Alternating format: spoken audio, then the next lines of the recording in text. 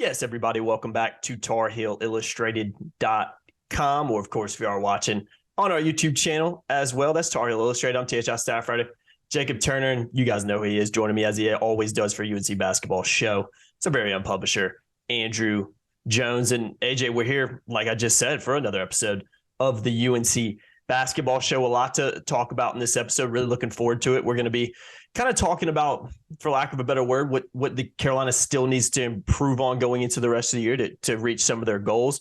We're also going to talk about some of the, storylines around the program as well, and kind of talk about what we learned from the wins over NC State and Syracuse. And AJ, that's where I want to start, as we often do in these podcasts, is not looking back, but talking about what we learned over the last two games since we did this last podcast. So Carolina improving to 15-6, 7-3, now won 4 straight in 10 of its last 12 games. So I think when you look at that right there, a lot of, that's a positive streak, and that's a sign of the growth in a lot of ways that this team has shown, even though I do think they can still grow a lot more and even get better than they have been in recent weeks. So AJ, when you think about the wins over State and in Syracuse, obviously the win over State was big storylines coming out of that was Armando Bacot setting the rebound and double-double record, which is just huge accomplishments for him. And then Carolina going on the road in a tough environment up in Syracuse, late night, 9 p.m. tip-off, and taking care of business against the Orange and making some big-time plays down the stretch in order to do so. And obviously R.J. Davis playing a big part in that as well. So, AJ, did Carolina grow in these two games? And do you think, how positive were these wins? Because I think two different games in a lot of ways, rivalry game and then a tough, weekday matchup, late night matchup in upstate New York, two very different games, but to me, still two really impressive wins against teams who going into these games at least had the same record as Carolina in the conference. So I think big positives. And I personally think Carolina did grow this week, and we learned a lot more about them. Yeah, absolutely. They did in a lot of ways. I love the challenge when I'm gauging a team and I'm observing and covering them, and I'm trying to get as much intel as I possibly can and as best a read on the team as I possibly can.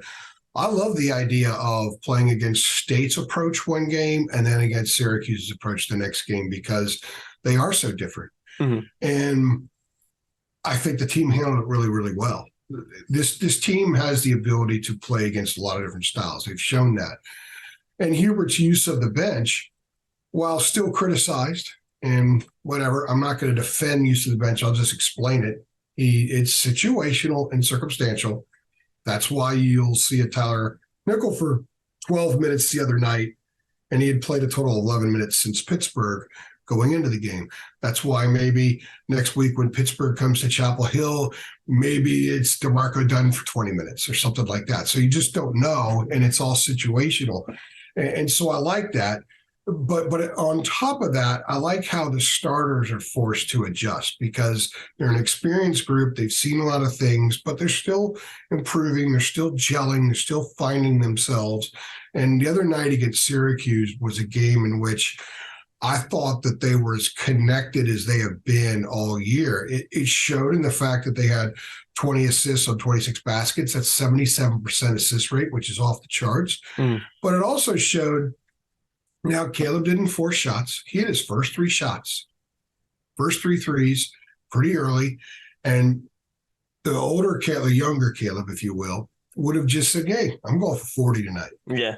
He didn't do that. He played within the game. He attempted 7 shots. And who's the guy that took the most shots? It was Pete Nance. And it took a while. It took some urging, some pushing for him to shoot more, because he passed up. There was a stretch of the first half where he got the ball at the high post inside the free throw line 4 straight possessions and only once looked at the basket. And I asked him after the game, did Hubert have to tell you to be more aggressive? And he said, yes. He said, I missed a couple of shots, and you don't want to hurt the team, so I'm trying to make team plays with other guys. And they told him, look, you need to shoot. You can shoot. You need to shoot. His teammates were telling him that.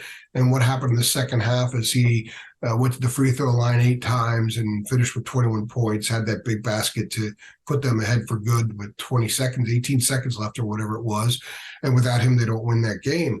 So I see a starting unit that is getting better. I see a starting unit that is gelling a little bit more. And I see a head coach who's using the other guys situationally, depending on what the starters are doing and what they're going up against. So they did that a lot against State. They did that a lot against Syracuse, and they played two completely different styles. And I thought they were really good in both games for the most part. So yes, they absolutely got better. And the other area that they got better in, I wrote my column about after the game Tuesday night. A writer, there are three of us that basically travel covering the team from 3 outlets, ours and 2 others. And one of the guys asked Caleb, reminded him about the sweet comment he made. I think it was after Notre Dame, when Caleb said, people think we sweet. And said, we're not sweet. So he was asked about that, because it was a physical game Tuesday night. It was a very physical game. You could play a zone and be physical. There's a misnomer that that's not the case, but with Syracuse especially, they are absolutely physical, and they were physical the other night. And of course, RJ leaving DNA all over the court is an example of that.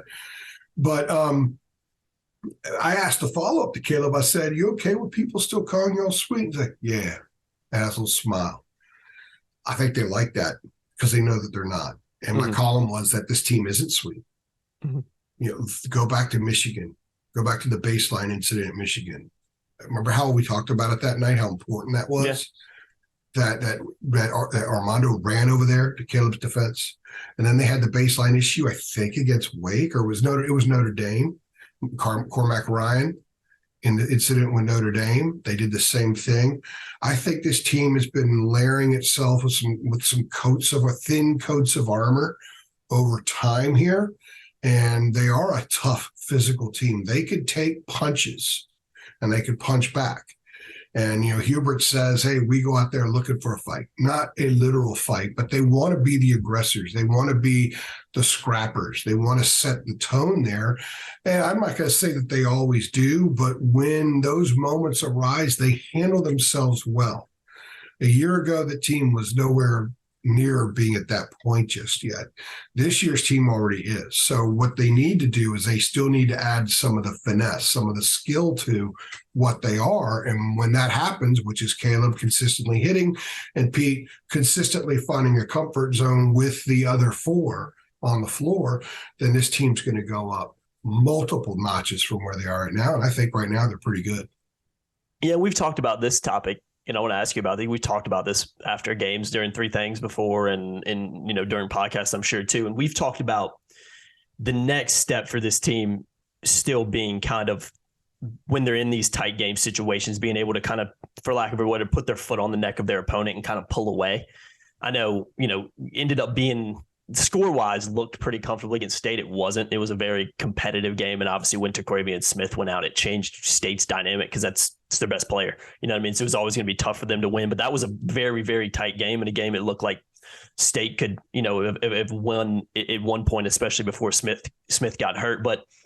And then kind of going to the Syracuse game where it kind of always felt like Carolina was going to win, but Syracuse still stuck around and made it very, very interesting down the stretch. And it took RJ Davis making, some really unbelievable plays on the defensive side of the ball and taking an elbow to the face, for lack of a better word, for his team, for Carolina to be able to kind of somewhat win a little bit comfortably in the end. But do you think that's the next step that obviously it's a step that you want any team to take that is trying to reach the goal that Carolina is, but do you think that's still a step that this Carolina team can take more so instead of just wanting to take it? Because I do think it's something realistic, and I think it's something that will, if they can develop that a little bit more, especially get some of these lesser opponents in the ACC, that makes them even better and gives them some of that killer instinct that you're probably going to need in the tournament down the stretch when it really, really matters. So do you think there's a step this team can still take? Yeah, when you're able to do that also shows you have next level guys, because a lot of times that move is made because a dude makes a play, and another dude makes a play, and a 9-point game is 16. And then it's over, yeah. So if it has to be all 5 connected to do it, sometimes it's a little bit harder. But we haven't seen the main dude who can make those plays yet step up and make those plays yet very often, and that's Caleb. So think of Caleb's flurry to start the Syracuse game. If that flurry occurs at the midpoint of the second half against State, they pull away. And when Turquaven went down, that was a 10-point game. They were in position to do that with him on the floor. Now, they had a 10-point lead at Syracuse and lost it, but I didn't look at that as a foot on throat moment. It was 10. There's nothing inside of me that's thinking they could push this to 15. No, never felt like that. I kind of felt like 10 was they're stretching it out as much as it could go, because Syracuse wasn't gonna get run out of their own building that night. Syracuse is good. Don't let the NET fool you. Don't let the losses to Bryant and Colgate fool you. They were a long time ago. I spent some time over their facility that day. I had to go pick up my credentials, and I was talking to their SID, and he was giving me a little tour of the basketball museum there, the Carmelo Anthony Center. And we were talking about the team, how different it is now versus the Colgate and Bryant games, and it's enormously different. You got a freshman point guard. Think of Judah Mintz then and think of Judah Mintz now, right? Yeah. Think about how much better Jesse Edwards is. And he's an older guy, but they have a lot of young dudes there. They're so much better. I thought that was a fantastic win. State's a good team. I thought that was a good win. Syracuse is a good team. I think if it was just based on the eye test, Syracuse would be in the tournament. Mm. If you've watched them for the last 5 weeks, that's a tournament team. Mm-hmm. Problem is their resume includes stuff that happened before the last 5 weeks, and that's going to make this very challenging for them to get into the field.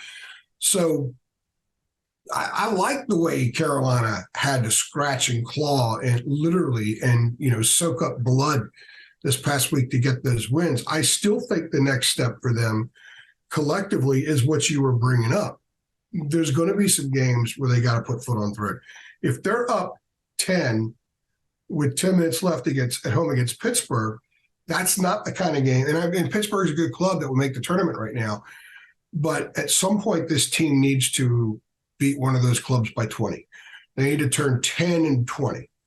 And there are a couple of other opportunities to do that as well. And they may have some on the road with Notre Dame, especially Florida State's better than the record suggests too, because they're got dudes back now. But they got to have to do that at some point, because you have to know that gear is there. And they haven't shown that gear a whole lot. They had that gear that just runs away with it. So many great Carolina teams that contended for titles had that gear, and they exercised that gear enough that you knew it was there. This team hasn't quite done that yet. So I do think that's one of the next steps. But I also think part of that happening is Caleb becoming consistent.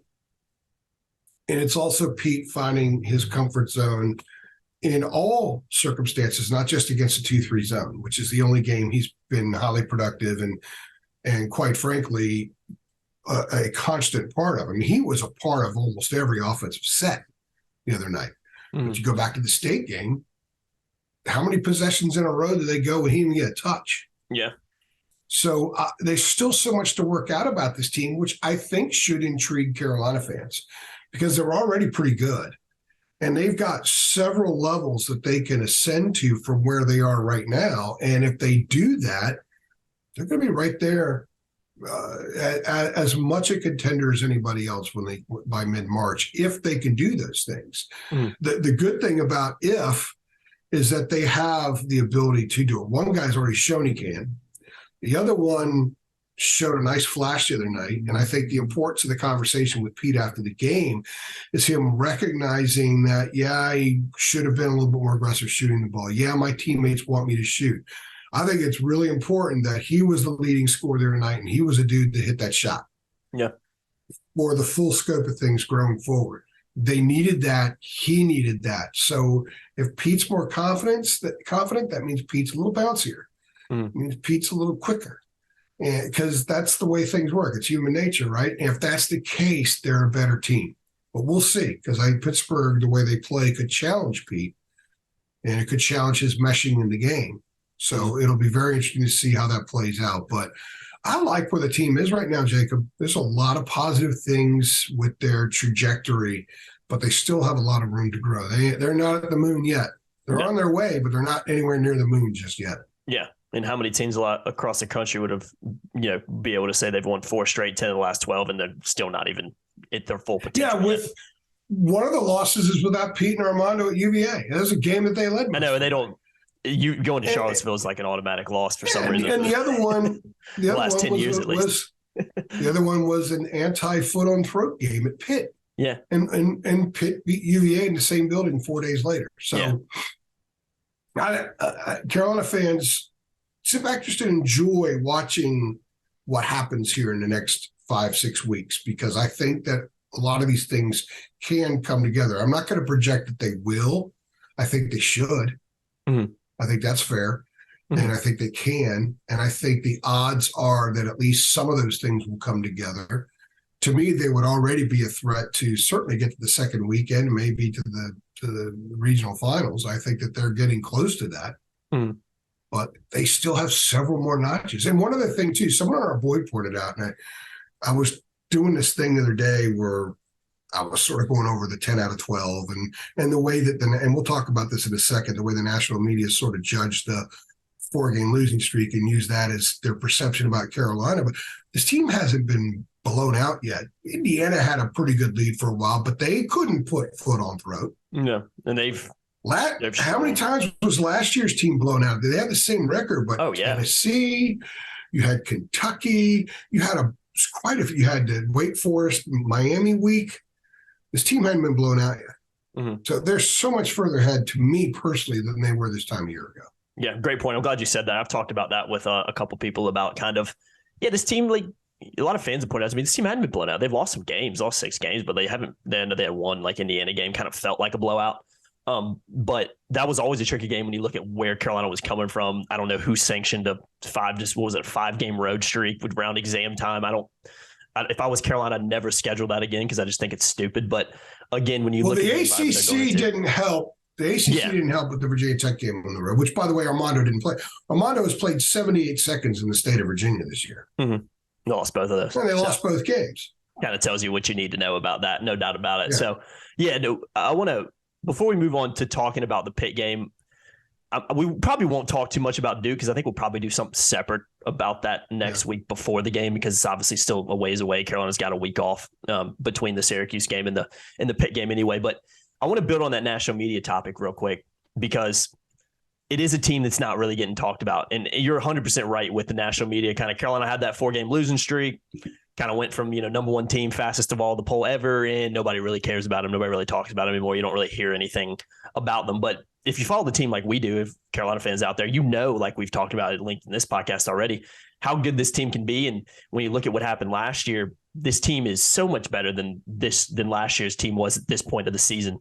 So I think and I think arguably it's more talented too, more experienced, obviously, because they've been in those settings as well. So there's so many positive, but again, I think Carolina received a few votes in the poll this week, maybe 12 votes or something like that, but they're still a little bit of ways away from getting ranked. If they beat Pitt and Duke, they'll be in there, obviously. But again, it's an interesting time because it's an interesting time because it's a team that I'm going to keep saying it, won 4 straight to the last 12, 15-6, 7-3. But besides kind of us and some ACC media, no one's really talking about this team. And in some ways, maybe that's a positive for this team. You talked about Caleb kind of talking about this. Some people saying, maybe this team isn't who they thought they were. Maybe they're soft. Maybe they're not as good. I think this team having that chip on their shoulder mentality, maybe like they had a little bit last year, maybe that's where this team would rather be than maybe being, 20-1 right now or 19-2 or something like that. You know what I mean? It's a great place to be, but it's about getting hot when it matters towards the end of the year before you enter the tournament and look no further than what happened last year to be able to do that. But the national media narrative around this team it's interesting to say the least. Well, they established it almost 2 months ago and their grip is so tight, they're just not going to let go. Plus you don't want to let go at this point because that would be an admittance of being wrong. Yeah. Which most people don't handle very well. The thing, and I'm not one to criticize media because I've been in the media for 27 years and I was at Fox for a while, so I had the regional national thing going on. I understand the challenges in those roles, and they are considerable. But I think there's some teams that national media in college basketball should automatically be completely in tune with. It's the Kansases, the Dukes, the Kentucky, the Blue Bloods. UCLA is one. Indiana's dying to get back in that realm, but they're not quite there yet.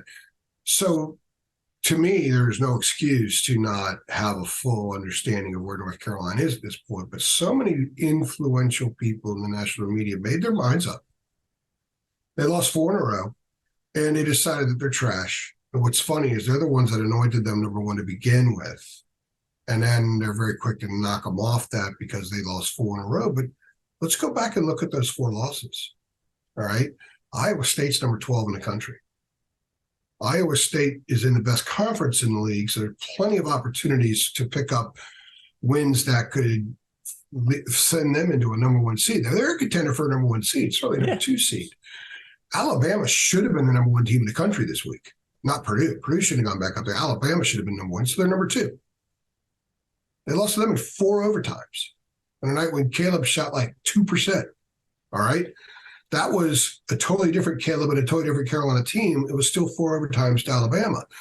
Okay, they went and got handled fairly comfortably at Indiana, which was healthy back then. And Indiana now is starting to reassert itself. They're going to be in the tournament. They're a good team. I bet they end up a top 4 seed in a region somewhere. And then they lost to Virginia Tech without Armando. So that was that 4-game streak. There are a lot of good teams in college basketball that would have gone 0-4 in that stretch. Now, should Carolina have gone 0-4? No, I think Carolina had Iowa State should have won the game. Had Alabama should have won the game. Indiana was a loss. They got beaten.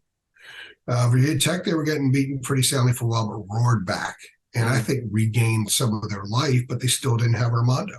They closed the last 9 minutes of that game with Tyler Nickel and Seth Trimble on the floor. I know. So that's where they were then. And I think right now they're completely – there's no connection to who they are now to who they were then. None whatsoever. And if you're paying attention, you would know that. But the narrative was set. And I think it's interesting because they were the fastest number 1 team to fall out, and people have just shoveled dirt on them. Yeah. And it's probably a good thing for this group because I think some of that was needed. I think this club needed some humbling. Mm-hmm. I think they needed some cage rattling, and it's been rattled. But no one's giving them an inch right now, which is fine. Mm-hmm. Because the kids, I think, they're so far removed from the championship or bust mindset. They're so far removed from being patted on the back for what they did last year. In fact, if you look at the pregame videos, Carolina runs that video right before the starting lineup introduction, they've removed in Coach K's last game, Carolina gives him a big L, that line by Jones Angel. They've removed that. Mm-hmm. Like the cord has been cut entirely from what happened. This is a different team. It's a new team, and it's getting better. And I said before, look, they're all starting at different launching points this year. I just think it took a while for the launching point to really begin. They had to cut the cord, and that occurred, I think, on the baseline against Michigan when Caleb had that incident with Hunter Dickinson. I believe that's when the cord was cut. And so that was the beginning of their launching point. And nobody's paying attention, which is kind of neat. It is kind of cool. Because, as I said earlier, Kansas has lost 3 in a row. Houston lost at home the other day to a Temple team, didn't score a field goal the last 7 minutes of the game. Jeez. And they dropped to number 3. So everyone else was kind of fine for a while. Now they're starting to stumble. All right. Carolina has just been sort of piecing together and figuring things out and punching through different bags. And here they find themselves at the end of January. In fact, their next game's February. So it's only February and March moving forward for Carolina. And they're playing well, and they still have a lot of room to grow. I think it's interesting. This might be one of the more fun seasons to look back on and chronicle what happened, how it happened, and why it happened when we get to the end of this thing. And that's not to suggest cutting down the nets or anything like that. I just think it's been a really interesting year for a guy who covers them. There's nothing boring about this team. There's nothing redundant about what I write each game. It's one of the reasons I walk out of the Dome in Syracuse at 4:45 in the morning. There's a ton to write. Mm-hmm. There's a ton to go over after every game because they are an interesting team. And I think they're going to get more interesting moving forward because they're going to get better. Yeah, no doubt. If there's any team and group set of players, especially, the core group of players on this team, they can just get hot and never look back, then it's this team. So it's going to be really interesting to see what happens over the next couple of months. He's due. Yeah. He's due, Jacob. I'm telling you. Yeah. And I wouldn't say I was defending Caleb because he doesn't need me to defend him. It's not my job in the media to defend anybody. But I was explaining him a while ago when people just dogged and dogged and dogged. His floor game is better. Everything about what he does is cleaner now than it was before. And I think an enormous sign of growth in him was hitting those threes. And 3 for 3. He had 9 of their first 18 points or whatever it was, and he only took 7 shots. I know, yeah. He didn't force a bunch of stuff. He had 5 assists. Even in that stretch at UVA when he went 24 minutes without scoring, he still had 4 assists and only 1 turnover during that stretch. There are lots of things about the way he's playing that if he just starts to hit shots consistently, you're looking at an All-American. No doubt. It's there. It's there. It just, he's still punching through the bag right now. He's not out yet. Maybe the other night was a good sign. But I think just Hubert's done a really good job just allowing Caleb to work through it. And David Sisk has done a brilliant job of articulating that one of the things that's helping Hubert on the recruiting trails, the kids are all saying, he lets guys play, work through things. And Caleb is a perfect example. He's letting them work through it. You don't bench Caleb Love. Who are you going to put in there? Yeah, going to make it better. Who are you going to put in there that has the potential for more upside down the road? Nobody. You let him work through it. And Hubert's showing him a lot of trust, showing him a lot of confidence. And I think Caleb has been far more relaxed the last few weeks about a lot of things. And it's made his floor game better. And I think it's going to eventually lead to a guy consistently hitting a higher volume of shots. I believe that that's going to happen.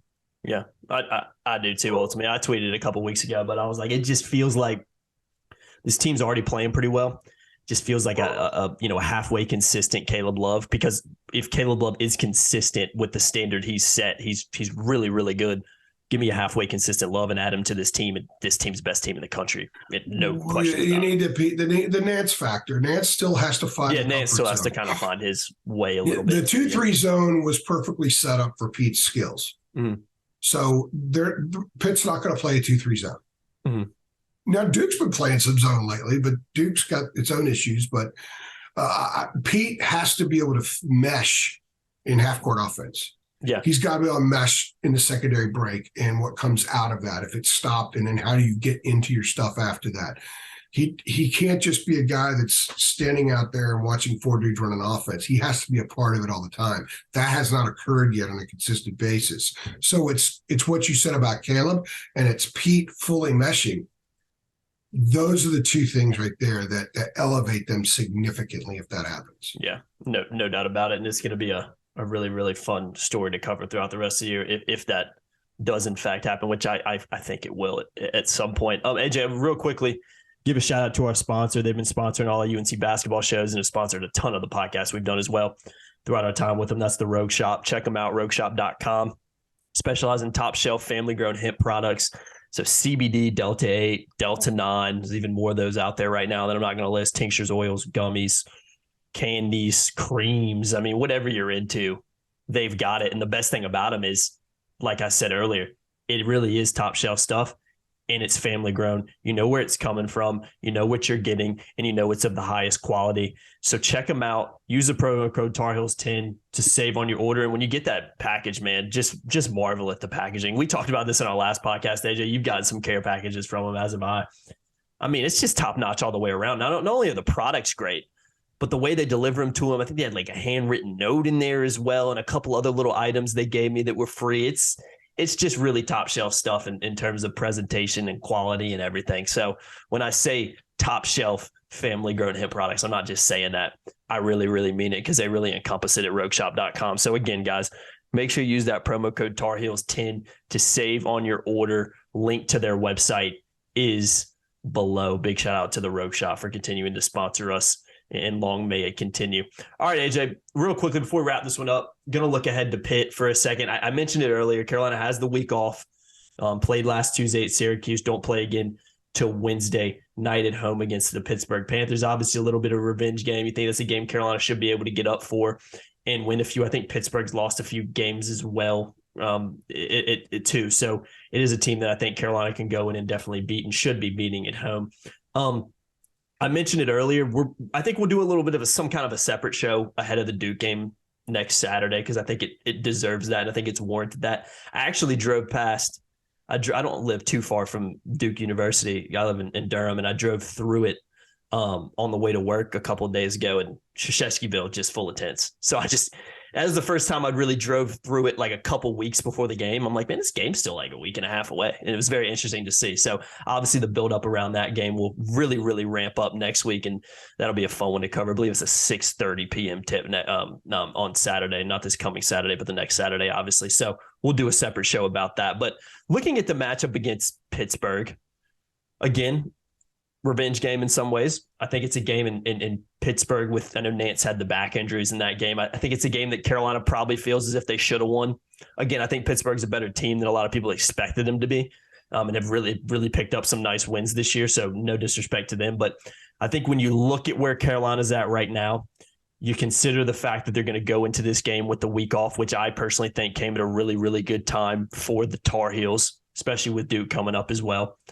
I think it's a game that Carolina is going to expect to win, and I think it's a game that Carolina should win and quite frankly needs to win before they have to travel over to Durham, because that's always a tough game. You don't really want to be going into a game at Duke, a Duke team that's not as good as they've been in the past, just to put it lightly, but has played really well at home this year. You don't want to go into that off another loss to Pittsburgh, because it gives it a little bit more of that desperate mode of like, we need to go into Durham and win, because if we don't, then, now we've got 5 losses in the league, and, any chance of us winning is probably gone there. So really, really important game against Pittsburgh. But again, a game in which I expect Carolina to be not only very, very prepared for, but I think we also need to see a good performance and kind of a little bit of that revenge going into it, because it should be a game that Carolina wants to go in and win when you consider what happened earlier this year, especially. And there's every expectation that RJ will be fine. We have no updated information because we don't have access to the program until Monday when Hubert has his ACC conference call. Because they're off this weekend, they don't have to bring us over there all the time. It's good that we're not there for a few we don't want days. to talk to y'all anyway, AJ. Yeah, exactly. They see your faces enough. So, and I saw RJ with an ice pack on his face. He got a gash over his eye. It was pretty bloody. It's a hard hit, man. You could actually hear it on TV. I didn't realize it until I watched it over, man. He got popped on TV. He got hurt 3 separate times in the game. Tough little nut, as Roy Williams would say. Yeah, no doubt. Revenge game. You would have thought the game up there would have been a revenge game. Yeah, exactly. In the Dean Dome last year. I don't know. Revenge games there's a lot of weight to them, because once the games start, you got to perform. Doesn't really matter, yeah. And teams want to beat you just the same again. So I think Pitt is a good team, and I think they present some challenges to Carolina. You got to guard them. There's some grit to them. So there's grit all over the floor. They're a tournament team right now. That was a good win they had over Wake the other night. Wake cost themselves, but Pitt found a way to win the game. That's what good teams do. So Carolina's last 5 home games are all against teams that would be in the tournament right now. Yep. And 3 of the last 5 home games are against the 3 teams ahead of them in the standings. Miami, Clemson, and UVA. They're all at home. And of their 5 road games, Duke State, Wake, plus Florida State, Notre Dame. Carolina has a tough schedule left, but I like that because I think one of your favorite lines, iron sharpens iron. I believe that applies here. And I think this team needs to be challenged and tested every time it takes the floor. And Pitt will do that. There's no doubt about it. Carolina should win that game. Carolina should play at a higher level. And if there's anything that they could draw from the first one, it's just that was the game where Armando used the SHITTY comment. Best interview of the season, probably. To describe their performance, and he did it sitting in the locker room, sort of at everybody else. Locker rooms like this. We walk in the door right here. There's Armando, and everybody else is like this. Showers over here. This is on the road at Pitt. The teammates heard it. He was talking. He wasn't just talking to y'all. No, he was talking to everybody. Yeah. No, exactly. They told us they heard it, and I think it resonated. And that was one of those little moments in time that you mark. What was that? A 2 o'clock game, noon game. Yeah, it was a weekend game, right? It was a Friday afternoon. Friday, there we go. So, at like 2:23, Friday, December 30th, Armando Bacot, you dropped the S-bomb, right? That's a moment in time in this season I was talking about a few minutes ago. We're going to go back and look at the different landmarks. Yeah. That's one of the landmarks. It really is. So now they get a chance to play that team again and show growth, show progress, and get a win that will help them. So I like them in that game. I like them the rest of the way. I love the fact that the schedule is challenging, because even Notre Dame and Florida State on the road will be challenges for this team. Yeah. So I'm really excited to see what this club's going to be. That's the thing that gets me jazzed up the most, man. It's not, will they win? There's no rooting interest. It's what are they going to be next? What do I get to write next? Yeah. What is the next prong that springs up about this team that shows who they are becoming? I just get really excited about it. And I think this team, since there's still so much more growing it can do, I think that makes it potentially a lot of fun, because who wants to write the same thing after every game? Mm-hmm. I've done that before covering teams, and that's a challenge. This is fun. It's different. It's unique. And it's unique because I just think that there are interesting guys that explain what's going on. And they've got interesting talents, and they have a nice mix of history. They've got that 4-game losing streak kind of hovering over them, and it will stay there. It's on their resume. It's not going away. They can't go do a mulligan on that one. And that makes it all kind of fun. It makes it all really interesting. So it begins with Pitt. They got to play well coming off the 8-day break. They got to be ready to go. No doubt. You're 100% right about that. AJ, last thing I want to ask you, because I haven't had a chance to talk to you about this on camera, but I want to just wrap up with this. Armando Bacot broke the rebounding record at Carolina, passed Tyler Hansbrough, and double-double record, passing Billy Cunningham, the Kangaroo Kid, against NC State. And obviously, we're both big Carolina basketball history guys, and looking back at such a historic program. But setting those records, the career that Armando's had this last 2 seasons he's really had, looking back at it, where do you think that puts him? I'm kind of putting you on the spot here, but in your mind, where does that put him in terms of all-time Carolina bigs? Because he's got to be on that list now, setting those kind of records. They're tough to beat, man. I think it's really impressive what he's done. There are a lot of guys on that list, and a lot of them are highly accomplished. Their teams were highly accomplished too. So Armando was asked that question after the state game when he broke the record, and he said, he was asked, I'm paraphrasing here, where do you rank among the greatest big men of all time in North Carolina? He said, I can't answer that because I'm not done yet. Those guys have something I don't. Yeah, winning is a big thing. Yeah. And that's the thing. Armando, the guy who dropped the S-bomb in Pittsburgh, he's not a leader in the traditional sense that George Lynch was, a fanny slapper, or that Theo was, or David Newell is one of the great leaders that Roy ever coached. He's a leader more by example, and also by, there's no BS. Mm-hmm. Like Armando tells you exactly what he's thinking. He tells us exactly what he's thinking. He doesn't cut corners with criticism and blatant honesty. Mm-hmm. And I like that. And I think the fact that this guy just set a record, that night he broke the Kangaroo Kid and Psycho T. All right. And someone asked him about where that places him, and his first immediate response is those guys did. Now Kangaroo Kid didn't win a title, but Hot Tyler did. Yeah. A lot of other bigs, Sean May did, Sam Perkins did, etc. It's like they have something I don't have. Like, that's his focus. He loves the numbers. He loves the history. He loves seeing his name with all those other guys. There's no doubt about it, because he has such reverence for the history of this program.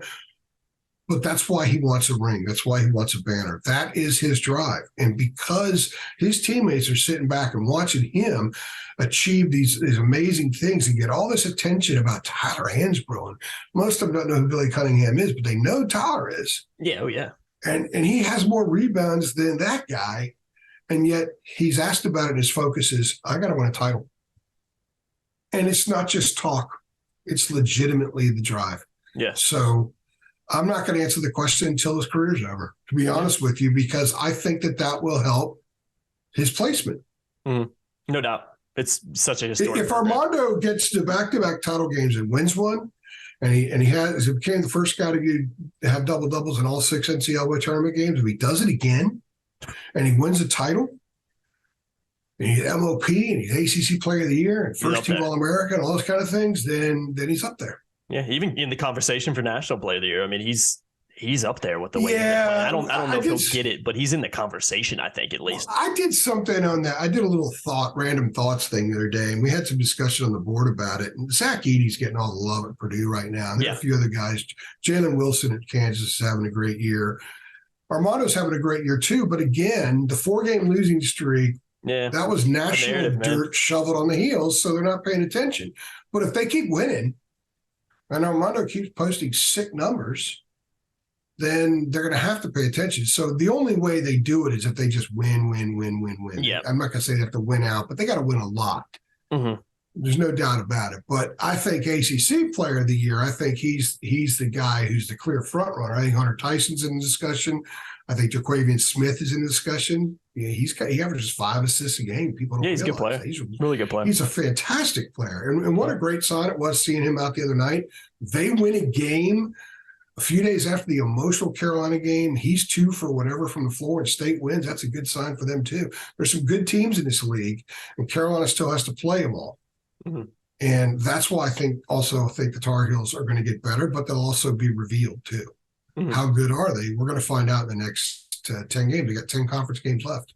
8 are against 7 are for sure against teams that would be in the tournament right now, and probably maybe 8 because I think Wake's a tournament team. I just don't know if the NET and the committee would agree with that, but I think they are. Mm-hmm. But I don't get to determine the tournament field, unfortunately. Yeah, I know what you mean. Yeah, I mean, it doesn't get any easier. I tweeted it out after the win over Syracuse. I was like, week off, Pitt and Duke next, and you look at the rest of the schedule. I mean, it doesn't get any easier for the Tar Heels. We'll know a heck of a lot more about them as they go into this kind of make or break stretch for the season in terms of, reaching where they want to reach. So it's going to be fascinating to cover, going to be fun to cover, not only from a team perspective, but you got a guy like Armando Bacot, a lot of personal accolades being thrown his way. Like you said, if this team continues to win and he continues to play well, he's going to continue to rack up those accolades. So definitely going to be a fun end of the season. And AJ, it ain't even February yet, so we're really just getting started. I've been Jacob Turner. He's been Andrew Jones, another episode of the UNC Basketball Show. Make sure you subscribe, like, share, hit your notification bell as well so you know every single time that we upload. Make sure you keep it locked as well to TarIllustrated.com. You can sign up to be a premium member for just $8.33 a month.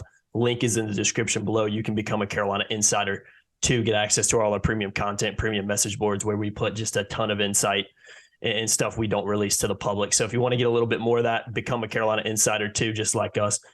Go ahead and sign up, $8.33 a month. Link is in the description below. And check out rogueshop.com, promo code TARHEELS10 to save on your next order. Again, I've been Jacob Turner. He's been Andrew Jones. We appreciate you watching. We'll see you on the next one. Thanks. Thanks.